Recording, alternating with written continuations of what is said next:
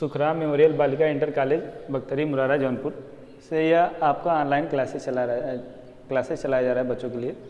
आज इसमें हम मैथ में आपको पढ़ाएंगे बहुपद। देखो बहुपद होता क्या है, इसमें पहले आपको दो चीज़ें पता होना चाहिए। एक होता है चर राशि जिसमें क्या होता है आपका x हो, y हो, z हो, अप टू डॉट डॉट, मतलब वही ABCD में मतलब अक्षर होने चाहिए। और फिर एक होता है अचर राशि। इसमें क्या होता है आपका 1 2 3 4 ये अंक होते हैं। ये क्या हो जाएगा अंक अचर राशि में। तो इसमें चर और अचर राशि का मायने रखता है। तो आप आइए देखिए बहुपद में एक पद भी लिख देंगे, जैसे इसमें यक्ष है, इसको हम बोलते हैं बहुपद है। यह क्या आपका बहुपद है। और इसमें जैसे मान लीजिए हम लिख देते हैं 5xy, यह भी क्या हो जाएगा आपका बहुपद हो जाएगा। तो बहुपद के अनेक प्रकार है, तो हम आपको आगे बहुपद के प्रकार बताएंगे। तो हम आपको आज सबसे पहले बताते हैं बहुपद का मानक रूप। यदि किसी बहुपद को चर राशि की घातों के आरोही या अवरोही क्रम में लिखा जाए तो बहुपद का मानक रूप कहलाता है। क्या कहलाता है? बहुपद का मानक रूप कहलाता है। यहाँ पर आपको ध्यान देना है, आरोही और अवरोही क्रम में ही लिखा होना चाहिए। आरोही अवरोही क्रम क्या होता है? अवरोही क्रम में क्या होता है, यह संख्याएं इसमें क्या होती है घटती हैं, और आरोही क्रम में क्या होता है जैसे जैसे पीछे जाएंगे उसमें क्या हो जाएंगी संख्याएं, आपका बढ़ता हुआ जाएगा, यह हो जाएगा। तो आप देखिए, तो मतलब इसमें जो बहुपद होगा उसकी घात किस में होनी चाहिए? अवरोही क्रम में होनी चाहिए या क्या होनी चाहिए? आरोही क्रम में होनी चाहिए। तो हम आपको एक उदाहरण लेके समझाते हैं। जैसे लिखा है 3x + 5x³ + 2x² - 8 एक बहुपद है। इसका मानक रूप लिखिए। इसका क्या लिखना है आपको? मानक रूप लिखना है। अब देखिए जैसे ये लिखे हैं, अब इसको हम लिखते हैं मानक रूप। बताएं मानक रूप लिखने के लिए आपको क्या आवश्यकता होनी चाहिए कि वह किस में होना चाहिए? आरोही क्रम में होना चाहिए या किस में होना चाहिए? अवरोही क्रम में। अब देखिए पहला हम लिख देते हैं अवरोही क्रम। अब देखिए अवरोही में बताया ना घात घटती हुई जाती है पीछे। तो अब देखेंगे यहाँ पर मैक्सिमम घात कितनी है? x के पावर कितना है? 3 है। तो इसको पहले लिखेंगे, और फिर इसके बाद है आपका x के पावर 2 उससे छोटा है, यहाँ पर लिखेंगे, प्लस 3x इसको लिख देते हैं। और लास्ट में क्या लिख देते हैं आपको? अचर बताया ना, अचर में क्या होती है आपकी संख्याएं होती हैं। यह हो गया। अब देखिए एक और क्रम है, आरोही क्रम में लिखा रहेगा, तभी भी आपका मानक रूप होगा। आरोही क्रम में क्या किया जाता है? इसमें देखा जाता है अचर राशि। अचर राशि क्या है इसमें? यहाँ पर यही बहुपद था, इसमें अचर राशि क्या आपका -8 है। -8 को पहले लिखेंगे। अब क्या होता है, अब इसमें घात धीरे धीरे बढ़ती हुई जाती है। जैसे यहाँ पर देखो, यहाँ पर x है, कोई संख्या होता है उस पर कुछ नहीं लिखा तो उस पर एक घात होती ही है। तो यहाँ पर क्या हो गया, अब ये देखिए x का 1 घात है, फिर x का 2 घात, x का क्या हो गया 3 घात। तो यहाँ पर घात बढ़ता हुआ जा रहा है कि नहीं हो जा रहा है? तो ये क्या हो गया आपका आरोही क्रम हो गया। संख्या से मायने नहीं रखता कि यह इसके साथ इसका गुणांक क्या है। ये गुणांक क्या है इससे हमसे मतलब नहीं है, घात देखना है। यदि मानक रूप लिखना है बहुपद का, उसमें हमको क्या देखना है? घात देखना है कि वह किस क्रम में लिखा गया है। ये आपको समझ में आ गया होगा। अब देखिए बहुपद की घात। अब आपको इसमें देगा कि बहुपद लिख देगा, पूछेगा इसकी घात कितनी है, इसकी घात कितनी है। तो देखो इसके लिए क्या है, किसी बहुपद में सबसे बड़ी घात वाले पद के घातांक को उस बहुपद की क्या कहते हैं? घात कहते हैं। तो आप सीधा सीधा ये समझिए कि जो बहुपद लिखा है उसमें जो मैक्सिमम घात होगी वही बहुपद की क्या हो जाएगी? घात हो जाएगी। कैसे? यहाँ पर देखिए एक बहुपद हम लेते हैं, जैसे यह 5x² + 4x³ + 2 बहुपद की घात। इस बहुपद की घात बतानी है, तो इसमें देखो अधिकतम घात कितनी है? बहुपद की घात अधिकतम कितनी है? यही 3 है। जो अधिकतम घात होगी वही क्या हो जाएगी आपकी बहुपद की घात हो जाएगी। जैसे यहीं पर देख लीजिए, जो एक और पहले ही लिए थे, इसमें देख लीजिए, यदि इसमें आपका पूछता है इसमें क्या भी, इसमें भी क्या हो जाएगी बहुपद की घात क्या हो जाती है? 3 हो जाती है, क्योंकि मैक्सिमम घात कितनी है इसमें? 3 होती है। बहुपद के गुणांक बताना है। बहुपद के गुणांक पूर्ण अथवा परिमेय दोनों प्रकार के हो सकते हैं। जो बहुपद होता है उसके जो गुणांक होते हैं पूर्णांक भी हो सकते हैं या परिमेय भी हो सकते हैं। कैसे? पूर्णांक क्या होता है? पूर्णांक में होता है, पूर्णांक देख लीजिए, पूर्णांक होता है क्या? पूर्णांक में संख्या 1 2 3 4 5 6 7 8 9 10 ये सब संख्याएँ आती हैं। और परिमेय में क्या होता है? परिमेय संख्या क्या होती है? जो P/Q के रूप में लिखा हो, मतलब बटे में हो, 1/2 हो, 3/4 हो, 7/9 हो, ये सब क्या परिमेय संख्या। अब उदाहरण में हम आपको लेके दिखाए हैं कि इसमें जैसे पूछ देगा कि x³ का गुणांक क्या है, x³ का गुणांक, तो इसमें बताएंगे x³ के साथ कौन सी संख्या है? 4 है, 4 लिख देंगे। ऐसे पूछ देता कि x² का गुणांक बताइए, x² का क्या गुणांक बताइए, तब के लिए क्या करते हैं? x² के साथ देख लेंगे कौन सा अंक है, 5 है, 5 लिख देंगे। यह हो गया इसमें। यदि इसमें x का पूछता है, x का गुणांक बताइए, x का गुणांक। यदि x का गुणांक पूछता है तो आप ध्यान दीजिए कि इसमें x है, नहीं ना है, तो उसका गुणांक क्या हो जाएगा? 0 हो जाएगा। जो नहीं होगा उसका पूछेगा तो आप 0 बता देंगे। जैसे इसमें पूछ दे x² का गुणांक, x² का गुणांक, ये पूछ दे रहा है कि x² गुणांक बताइए, x² इसमें है, नहीं ना है, तो इसका गुणांक क्या हो जाएगा? 0। x का गुणांक पूछ देगा, x का गुणांक, x का गुणांक पूछ रहा है, तब आप क्या बताएंगे? 4/5, क्योंकि x के साथ एक है, इसको बताएंगे। अब चलिए देखिए बहुपदों का वर्गीकरण। बहुपदों को 2 भागों में बांटा गया है। एक होता है बहुपदों की संख्या के आधार पर, बहुपद की संख्या मतलब उसमें कितने पद हैं उसके आधार पर वर्गीकृत किया गया है, और दूसरा है उसके घात के अनुसार, कि मतलब चर पर कितनी घात लगी है उसके अनुसार उसको वर्गीकृत किया गया है। निम्नतः 2 प्रकार में वर्गीकृत किया गया है। अब पहला हम आपको पढ़ाते हैं बहुपदों की संख्या के आधार पर। अब देखो बहुपदों की संख्या के आधार पर क्या हो जाएगा? यह पहला हो जाएगा एक पदी बहुपद, ऐसे बहुपद जिसमें पदों की संख्या केवल 1 हो, एक पदी बहुपद कहलाते हैं। पद क्या होता है? पद जैसे यह लिखा गया है, यह 7x, यह पद है। यदि इसके बीच में प्लस या माइनस लगता है तो यह 2 पदी हो जाता है। जैसे यही 7x है, यहाँ पर हम लिखते हैं 7x है, यदि यही लिखा था 7 + x तो यह 2 पदी होता है। गुणे में होगा तो आपका क्या हो जाएगा? यह देखो गुणे में तो यह 1 पदी है, ऐसे यहाँ 4x² लिखा गया, यह भी 1 पदी है, और यह भी क्या आपका 1 पदी बहुपद है। तो आपको यह 1 पदी बहुपद समझ में आया होगा। आगे भी हम आपको बता रहे हैं जो है कि बहुपद।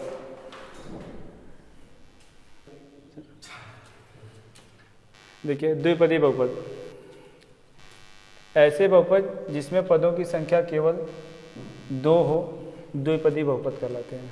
मतलब कहने का मतलब 2 पद होना चाहिए। जैसे यह 4 + 3x लिखा है तो देखो यह 4 हो गया, एक को 3x हो गया, यह हो गया ना आपका, यह द्विपदी बहुपद के उदाहरण है। ऐसे ही देखो 6y² + 5y है, ये इसमें भी 2 पद है, यह 1 पद है, 1 पद यह है, तो यह भी आपका द्विपदी वाला उदाहरण हो गया। ऐसे u² - 1 यह भी क्या होगा? द्विपदी बहुपद हो गया। अब देखिए त्रिपदी बहुपद क्या होता है? ऐसे बहुपद जिसमें पदों की संख्या केवल 3 हो, और इसमें क्या होना चाहिए? पद की संख्या केवल 3 होना चाहिए, उसको त्रिपदी बहुपद कहते हैं। उदाहरण के लिए x² + 5x + 4, इसमें देखिए यह हो जाएगा आपका 1 पद, 2 पद, और ये क्या हो जाएगा आपका 3 पद। यहाँ पर ये x + 4 कर देंगे, यह हो गया, यहाँ 3 पद हो गया, यह 1 पद है, 2 पद, यह है 3 पद, तो ये क्या हो जाएगा आपका त्रिपदी बहुपद हो जाएगा। यहाँ चर के घात के आधार पर, अब देखिए अब इसके पहले संख्या के आधार पर बताए थे, अब यह आपका घात के आधार पर होगा, चर के घात के आधार पर बहुपद। तो पहला होता है रैखिक बहुपद, ऐसे बहुपद जिसमें चर की अधिकतम घात 1 हो। जैसे चर इसमें क्या है? x है, x की अधिकतम घात कितनी होती है? 1। जैसे यहाँ पर x है, इसके ऊपर कोई घात नहीं करना, 1 घात होती है। ये 5x, ये क्या हो गया? रैखिक बहुपद है। ऐसे 5x + 4, इसमें भी देखो इसकी घात कितनी है? 1 है, ये क्या जाएगा? रैखिक बहुपद हो जाएगा। अब देखिए द्विघाती बहुपद क्या होता है? ऐसे बहुपद जिसमें चर की अधिकतम घात 2 हो, द्विघाती बहुपद कहलाता है। उदाहरण के लिए x² + 5x + 6, इसमें देखो यहाँ पर घात कितनी है? 2 है, घात 2 है तो ये क्या हो जाएगा आपका द्विघाती बहुपद है। इसमें ऐसे देखिए x square plus 3x plus 6 है, इसमें भी देखिए क्या है स्क्वायर घात 2 है, ये क्या है द्विघाती बहुपद हो जाएगा। अब देखिए त्रिघाती बहुपद ऐसे बहुपद जिसमें चर की अधिकतम घात कितनी होनी चाहिए 3 होनी चाहिए, तो क्या हो जाएगा आपका त्रिघाती बहुपद हो जाएगा। उदाहरण के लिए 4x³ plus 3x² plus 2x plus 5, इसमें देखिए अधिकतम घात कितनी है 3 है, ये क्या जाएगा त्रिघाती बहुपद हो जाएगा। और यहाँ पर देखिए उदाहरण लिए 3x³ प्लस 5x², यहाँ पर भी देखिए घात कितनी है 3 है, ये क्या जाएगा त्रिघाती बहुपद हो जाएगा। अब देखिए उसमें आपका द्विघाती घात बहुपद या इसको चतुर्घात बहुपद कहते हैं। अब आपका हो जाएगा इसमें ऐसे बहुपद जिसमें चर की अधिकतम घात 4 हो, द्विघात या चतुर्घात बहुपद कहते हैं। मतलब अधिकतम घात कितनी होनी चाहिए 4, जैसे देखो यहाँ लिखा है 9x² प्लस 3x² प्लस 2 लिखा है, इसमें देखो अधिकतम घात कितनी है 4 है, ये क्या हो जाएगा द्विघात बहुपद हो जाएगा, या इसको हम बोल सकते हैं चतुर्घाती बहुपद बोल सकते हैं। यहाँ पर देखिए 3x² प्लस 2x², यहाँ पर देखिए अधिकतम घात कितनी 4 है, ये भी क्या जाएगा आपका द्विघात या द्विघात या चतुर्घात बहुपद कह सकते हैं। यह क्या अब देखो नियतांक बहुपद क्या होता है घात शून्य के बहुपद को, मतलब जिसमें घात शून्य हो किसकी चर की, जैसे देखो यहाँ हाँ शून्य हो नियतांक बहुपद, जैसे देखो यहाँ 8 लिखा है 8 है, इसके साथ x है नहीं नहीं x है, तो ये सब मान लो x, इसमें क्या हो जाएगा इसकी घात शून्य है, ये क्या होगा नियतांक बहुपद। तो आप सिंपल समझिए जहाँ पर अंक होगा वो क्या हो जाएगा नियतांक बहुपद हो जाएगा। अब देखिए जैसे बहुपद कोई दिया गया हो उसमें चर x हो, जैसे लिखा है x² प्लस 5x प्लस मतलब इसमें चर क्या है x, इसको हम इससे px से प्रदर्शित कर सकते हैं, इसको लिख सकते हैं x² प्लस 5x प्लस, मतलब इसको px से दिखा सकते हैं, इससे भी दिखा सकते हैं या 3x से दिखा सकते हैं ये चीज, या rx से दिखा सकते हैं, सब एक ही बात हो जाएगा। आप इसमें से किसी से दिखा रहे हैं पर अक्सर सब px से ही दिखाते हैं। अब देखिए आपने बहुपद तो पढ़ा पर बहुपद कौन सा नहीं है, देखो जैसे आप यह पढ़े 5x² प्लस 3x, ये बहुपद है, ये क्या बहुपद है, पर बहुपद कौन सा नहीं होता आप तो बहुपद है ये जानते हैं।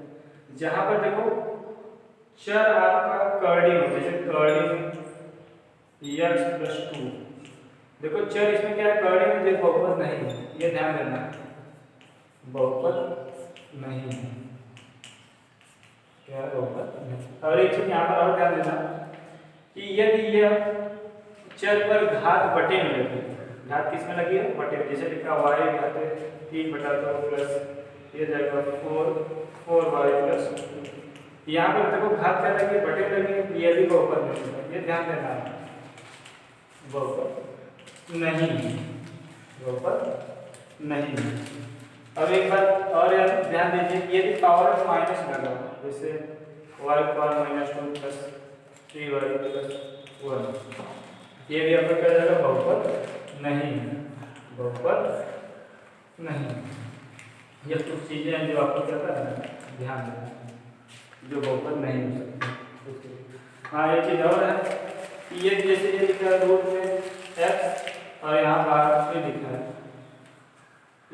ये भी क्या जाएगा ये वाला पता है, ये वाला देखिए यदि इस रूप में होता है रूट में 3 हो और x बाहर और लिखा है, ये जब अंक कर्डी में होगा तब यह बहुपद होगा, बहुपद अक्षर कर्डी में होगा, चर यदि कर्डी में होगा तो बहुपद नहीं होगा। यदि यही लिखा हो ये ब्रैकेट में ये पूरा रूट में हो जाता है, रूट में 3x प्लस 5 ये बहुपद नहीं, क्योंकि इसमें क्या है 3 तो रूट में ही है, x भी आपका क्या हो जाएगा रूट में हो जाएगा, बहुपद नहीं, बहुपद नहीं, यह बात आप ध्यान दीजिएगा। चलिए आइए इस पर कुछ सवाल हम आपको बताते हैं बहुपद के बारे में, जो आप पिछली कक्षा में पढ़े हैं इस कक्षा में भी आप पढ़ेंगे। देखिए जैसे दे देगा बहुपद का मानक रूप, अभी हम आपको बताएंगे। जैसे दे दिया x power 4 plus 3 power 5 plus ये जाएगा 2 पावर 2 और ये जाएगा 3 क्यूब प्लस ये जाएगा 5 का मानक रूप, इसका मानक रूप लिखना है। अब देखिए इसका मानक रूप कैसे लिखा जाएगा, दो क्रम में लिखा जाता है। एक क्या होता है अवरोही क्रम,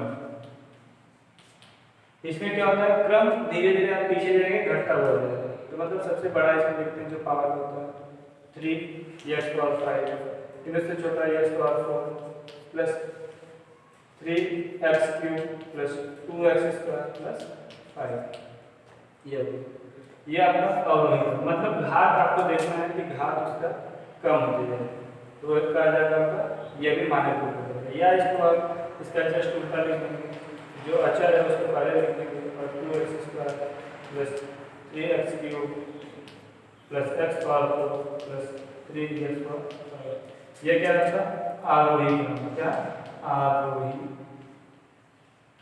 ये भी क्या है बहुपद का मानक रूप, ये भी क्या है बहुपद का मानक रूप है। ये अब देखिए आपको जैसे गुणांक बताना है, बहुपद का गुणांक क्या होता है, बहुपद का गुणांक बताइए। तो इसके लिए भी आप ऐसे जैसे यहाँ पर दिया गया x पावर 5 प्लस 3x 5 मतलब 2 लिखिए प्लस 3x प्लस 5, ये लिखिए। अब देखिए इसमें पूछा जाएगा x² का गुणांक, या तो पूछा जाएगा तो आप बताएंगे x² का गुणांक क्या है। यहाँ पर कोई अंक लिखा है नहीं लिखा है तो 1 लिखिए। यदि लिखा होता तो यहाँ की संख्या लिखते, जैसे यहाँ पर मान लो 4 लिखा होता तो आप यहाँ पर लिखते 4, अंक है नहीं तो आप लिखेंगे 1। ऐसे x का गुणांक चाहिए, x का गुणांक। अब देखिए x के साथ कौन सी संख्या गुणे में है, मतलब जो गुणे मतलब ये लिख लेते हैं। यहाँ पर क्या है 3 है, ये 3। यदि यहाँ पर -3 होगा तो यहाँ पर माइनस ही लिखेंगे। यदि यहाँ पर -3 है तो ये गुणांक क्या जाएगा -3 होगा। तो ये चीज आपको ध्यान देंगे। और एक चीज ऐसे पूछ दे कि x प्लस 3 में x का गुणांक है, x का गुणांक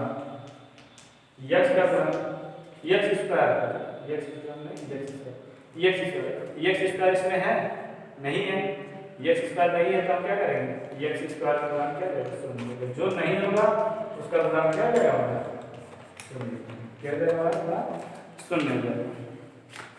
तो आप ऐसे ही इसको करेंगे।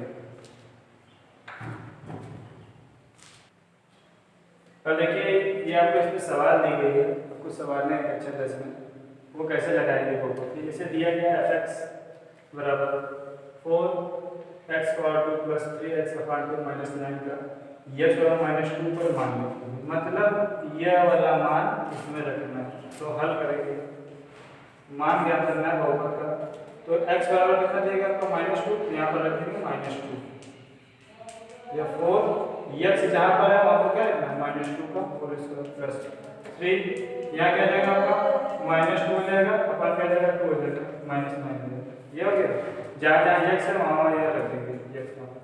अब देखिए ये 4, ये 1 2 में ही आपका 2 का स्क्वायर करेंगे कितना जाएगा आपका 4 हो जाएगा, तो 4 हो जाएगा प्लस। अब देखिए ये प्लस में माइनस से गुणा जाएगा, क्या जाएगा यहाँ पर कटेंगे क्या जाएगा माइनस जाएगा, ये 2 से कट जाएगा, बचेगा यहाँ पर माइनस में।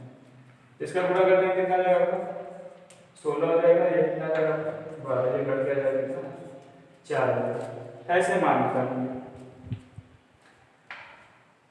ये समझ में आ जाएगा।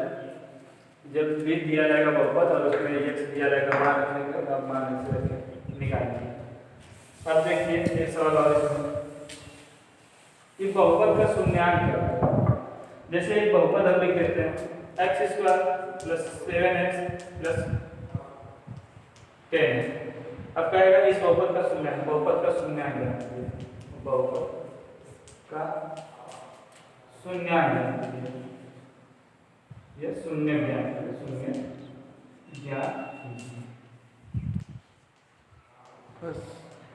शून्य ज्ञान करना। अब देखो शून्य कैसे ज्ञात करेंगे, गुणनखंड के शून्य क्या शून्य देखिए x square plus 7x plus 10। अब इसका गुणनखंड कर देंगे, गुणनखंड कैसे हो जाएगा। अब देखो ये 7 को ऐसे तोड़ना है कि ये मल्टीप्लाई करने में 10 हो जाए, ऐड करने में कितना आ जाए 7 हो जाए। देखो तो 5x प्लस 2 इसको ऐड करेंगे कितना आ जाएगा 7 हो जाएगा, और इसका मल्टीप्लाई करेंगे कितना आ जाएगा 10 हो जाएगा। ये देखो इसको कॉमन कर लेते हैं, क्या कॉमन हो जाएगा x कॉमन हो जाएगा इसमें से, तो ये x प्लस कितना आ जाएगा 5 हो जाएगा। ऐसे यहाँ पर अब जो ये उभय निष्ठ खंड ऐसा इसमें भी बनाना है, यहाँ से भी क्या करेंगे 2 कॉमन करेंगे तभी ना, 10 की जगह 5 है और 10 की जगह 5 रहेगा तो x प्लस कितना हो जाएगा। अब दोनों x प्लस 5 है, x प्लस 5 कॉमन कर लीजिए, कॉमन हो गया आपको आ जाएगा x प्लस कितना। अब शून्य ज्ञात करना है तो ये आ जाएगा x प्लस 5 बराबर क्या जाएगा 0, x प्लस ये बराबर माइनस 5, क्योंकि ये प्लस 5 उधर जाएगा क्या जाएगा आपका माइनस 5 जाएगा। ऐसे ही x प्लस 2 बराबर 0 तो ये x उधर जाएगा क्या जाएगा माइनस 2। अब शून्य होता क्या आपको अभी आगे आगे शून्य की जांच कीजिए कि यह शून्य है कि नहीं, वो होता शून्य। जैसे हमने कोई x बराबर निकाले माइनस 2, यदि यही मान इसमें रख दें, यदि यही मान इसमें रख दें बहुपद में 0 हो जाता होगा तो शून्य को होगा। ये तो हम निकाले तो हम जानते हैं शून्य है, पर हम आपको चेक करके दिखा रहे हैं। जैसे देखो ये आ जाएगा आपका x स्क्वायर प्लस 7x निकला प्लस 10, इसको f(x) बराबर मान लेंगे, ये मान लेंगे मान f(x) को ही मान सकते हैं। तो ये जाएगा f ये x लेने क्या रखेंगे -2 रखते हैं हम, -2 का होल स्क्वायर प्लस 7, यहाँ क्या रखना है x -2 प्लस क्या जाएगा 10 हो जाएगा। ये हो गया, ये देखो ये 2 का स्क्वायर कितना जाएगा 4 हो जाएगा, और ये 7 में 2 का मल्टीप्लाई करेंगे और ये माइनस है तो क्या जाएगा प्लस, यहाँ माइनस हो जाएगा कितना जाएगा 14 हो जाएगा, और ये प्लस हो जाएगा। इसको ऐड करने में कितना जाएगा 14 हो जाएगा, 14 कितना जाएगा आपका 0 हो गया। तो हम ये लिख लेंगे कि x square plus 7x plus 10 x minus x बराबर -2 शून्य है, क्या आपका शून्य है, बहुपद का शून्य। तो ऐसे आप हल करेंगे। अब जैसे सवाल दिया गया अभ्यास में आप सवाल लगाएंगे कुछ ग्राफ के रूप में है, ग्राफ वाला देख लीजिए। ग्राफ के सवाल कैसे लगाएंगे, ग्राफ आप पिछली कक्षा में पढ़े होंगे, इसमें भी सवाल दिया गया है। ये ग्राफ से शून्य ज्ञात करेंगे। जैसे ये हो गया आपका y डैश x डैश, जैसे ये आपका हो जाएगा x चर के लिए दिया रहेगा, यदि x चर के लिए दिया रहेगा मतलब बहुपद x चर में होगा तो आपको शून्य ज्ञात करना होगा तो क्या होगा। जैसे देखो यहाँ पर y पर एक रेखा खींच देते हैं तो y पर एक बार कटा तो ये y पर जब कटेगा तो शून्य नहीं होगा, ये शून्य क्या है इसका शून्य 0 एक नहीं मतलब 0। यदि यही चित्र में क्या होता है y पे ना कटते, ये क्या होता है y पे नहीं कटा होता, ये x पर कटा होता ऐसे, तो x पर कितनी बार कट रहा है एक बार, तब शून्य क्या हो जाएगा, तब शून्य का हो जाएगा 1। अब शून्य क्या हो जाएगा आपका 1। y का मतलब नहीं है कि आपका y पर क्या हो रहा है, y पर कितनी बार कट रहा है, इससे नहीं, x पर कितनी बार कट रहा है हमको यह ध्यान देना है। ऐसे ये हो। अब देखिए यदि आपको इस रूप में दिया हो, ये देखिए ऐसे ऐसे दिया गया। अब पूछा जाएगा इसका शून्य कितना है। अब देखिए यहाँ पर x पर एक बार कटा, फिर यहाँ पर गया 2 बार, फिर यहाँ पर जाकर कितना 3 बार, तो शून्य कितना जाएगा आपका 3 हो गया। तो ऐसे आप शून्य निकाल लीजिए। अब हमारे हिसाब से अब ग्राफ में आपको शून्य निकालने में कोई दिक्कत नहीं होगा। या एक और देख लीजिए, ये तो आपके अभ्यास की सवाल है, इस रूप में है तो इसका शून्य कितना हो जाएगा, इसका शून्य कितना हो जाएगा। अब ध्यान देना, ये एक बार यहाँ पर कटा है, फिर यहाँ से गया एक बार कटा है, फिर यहाँ पर आया 2, फिर यहाँ से आया 3 और फिर यहाँ जाए कितना 4। इसका शून्य कितना जाएगा, इसका शून्य हो जाएगा आपका ये 2.1 के एक्सरसाइज की सवाल है ग्राफ, इसमें आप लगाएंगे और फिर आगे आपको हम बता रहे हैं अभ्यास वजह से।